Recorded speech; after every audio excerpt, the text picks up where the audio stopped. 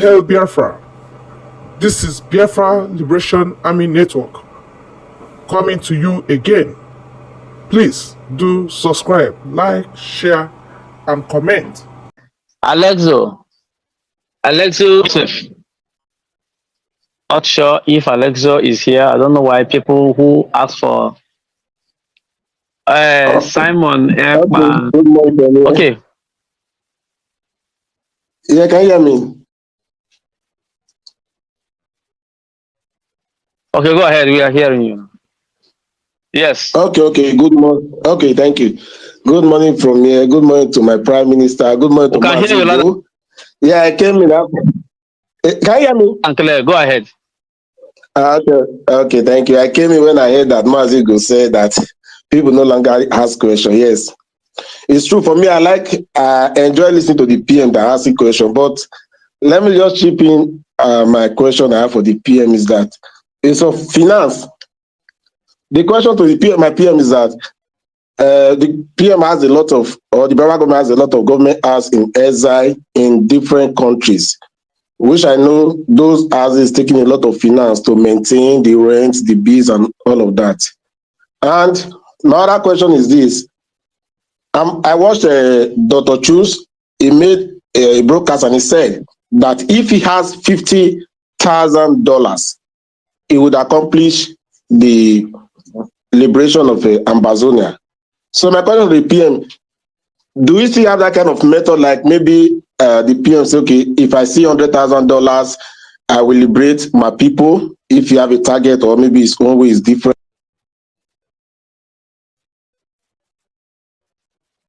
Sign that all the finance in different countries should be put in effort for the Liberation Army to have more sophisticated weapons like the fighter jet, everything I'll be looking for to give us this Biafra once and for all. Thank you, my PM.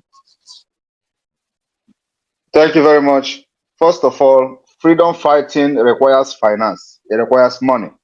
The money that is going to different Lazem office, if you bring it together, it will not make any difference in the Biafra movement. It's not going to make any impact. No single impact the money will make.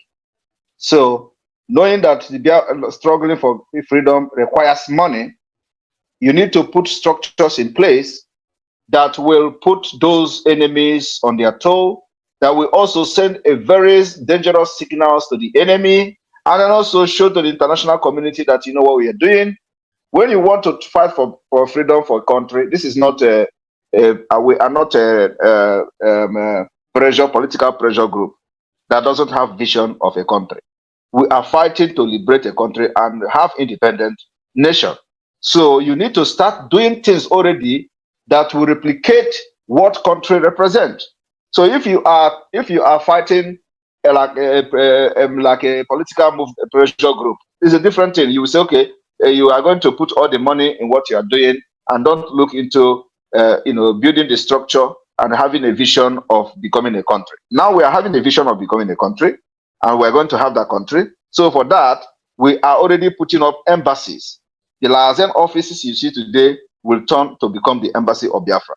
So, and it does not, like I said, no matter how much you think it is costing, none of those, most of those Lazen offices cost more than 700 euros or $700 or something a month, as the case may be. So that cannot make any impact in the Biafra struggle. That cannot bring you, cannot buy you even one AK-47. It can't even buy you one GPMG. That cannot even buy you one tin of granite of a bullet. So stopping or gathering the money, as you most of you should know, that the people that are piloting this affair are well-educated people, not street people, not people who just have access to social media and start talking. There are brains of professionals, professors, doctors working on the Biafra restoration, not like what you have before, carrying flag up and down in the street of Europe. We are not doing that. What we are doing now is to start setting the structure of a country for the world to know that Biafra they are hearing that they cannot organize themselves are now organizing themselves. For the world to know that we have moved from an unorganized pressure group to a more organized government. And that's why we are opening Liaison offices, which will become the Biafra embassies in the nearest future. and it must continue like that. Even if you stop the Lazem offices, how much are these people bringing to the table that will affect change? It's not the same. All the thing is the same. The Biafra Lazem offices are creating more awareness to different countries where it is located, and it must continue like that. No matter how much that is going to that Biafra Lazem offices, it is part of the Biafra liberation, and it is part of the independence fighting movement. So we must include them. The only thing we need to do is for people in those countries to understand if they really want freedom, or for those who did not believe before, for them now to understand that in the country of their residence, there is Biafra embassy already existing in the name of Lazem office. So in the issue of finance, allow experts to make to ask this question, because some of these questions don't actually make sense. Like I'm explaining it to you now, you will find out that your question actually sounds stupid, because you cannot be fighting for freedom for a country. I want you to understand the difference between country and pressure group. To liberate yourself and become a country where you are going to be part of international, standing shoulder to shoulder to other countries, in a global stage. You need to start building that structure now. That's what we're doing. It is like telling me that, oh, this state de facto government we are forming, we shouldn't form it now. Let us use the money, or let us use the energy to start shouting on social media and fighting for Nigeria. It is the same thing like that. It is also the same thing like saying, oh, why do we form Biafra government? We have not gotten independent now. Why are we forming government in exile? Why should we form government in exile? Let us just fight so that we declare Biafra. It is the same thing as that. So anybody that is coming with the question of finance about the Lazem office lack knowledge. They lack every knowledge, lack every understanding to even discuss about freedom fighting. I believe I have addressed you, Alex. Thank you. Okay, thank you, sir. But I'm not at the other question. Which is? I said I watched your Dr. Chus.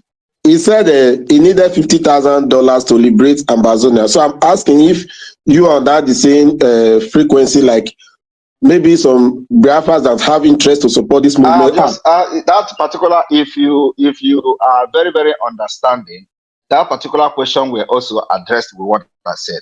You cannot come and say there is exact amount you are going to use to liberate or fight for Biafra and declare independence. What we need is the fight is a continuous fight. And why you are talking about bringing 50,000 or bringing 100,000, if Nigeria government have the military equipment worth billions of dollars, okay? And we are not going to fight a conventional war against Nigeria. That I have explained several times. So it's a continuous thing. Our fight against Nigeria will continue until you will see no single military vehicle in Biafra road. That's our target. So the money you are going to be bringing will make sure that we have enough arms, we have enough weapon, we have enough ammunition to chase the Nigeria terrorist army out from Biafra land until they are no longer in their barracks, until Obize barracks is invaded by Biafra Liberation Army, until the other barracks in Enugu is invaded by Biafra Liberation Army, until 82 Division is bombed and grounded to ashes. We level 82 Division Enugu until Onitsha barracks is evicted.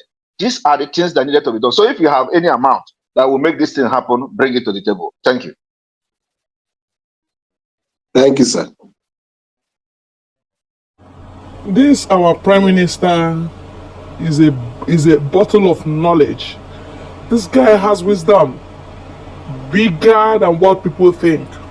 He has vision, and he's so organized, and he's so in fact, I don't know how to explain the kind of person Simon Ekpa is, but I must say that Igbos are very fortunate, very highly favored to have Mazi Nnamdi Kanu and to have Simon Ekpa. Please, this Biafra must come now. We must not miss this opportunity, because if we do, I don't know, well, everything is in the hand of God.